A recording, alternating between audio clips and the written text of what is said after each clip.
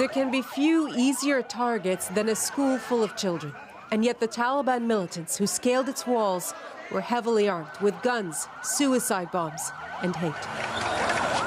The result was a bloodbath no child should ever see. This student walked into a hallway full of dead and injured. Their blood had spilled all over the place, he says. Parents, many still unaware of the full scale of the unfolding tragedy, rushed to the school. As did the military. Ultimately, they killed the gunmen, but failed to prevent the massacre. According to the Taliban, the army was the real target for their attacks in the north. We want them to feel our pain, said a spokesman. The school was army-run. But it was the children who took the blow, many going from the chaos of the killing to that of a hospital barely keeping up. They were fighting. This boy in obvious shock. I was hiding. I hid under a chair and then I saw my friends being killed, he says. They shot one of the teachers in the chest and the stomach. They set another teacher on fire. And they stole dozens and dozens of young lives.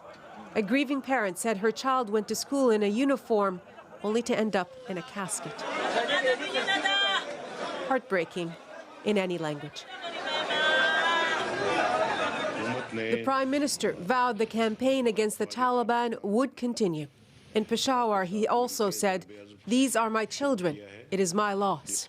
A sentiment echoed outside Pakistan too, where the attack was condemned as savagery. It is beyond our comprehension why somebody would target children. Well, this morning, wherever you live, wherever you are, those are our children. And this is the world's loss.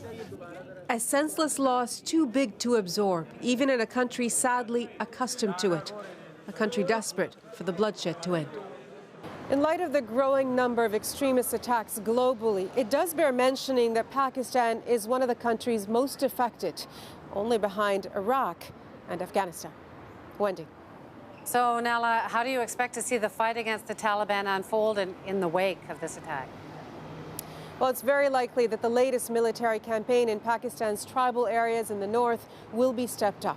Now, it is delicate because that approach has come under increasing criticism from some in the opposition. But today, the defense minister did say that the biggest threat to Pakistan's peace and the region's peace are the Taliban. And after today's attack, the army will be under pressure to show that it's making substantial progress in an operation that's been ongoing since June. Wendy.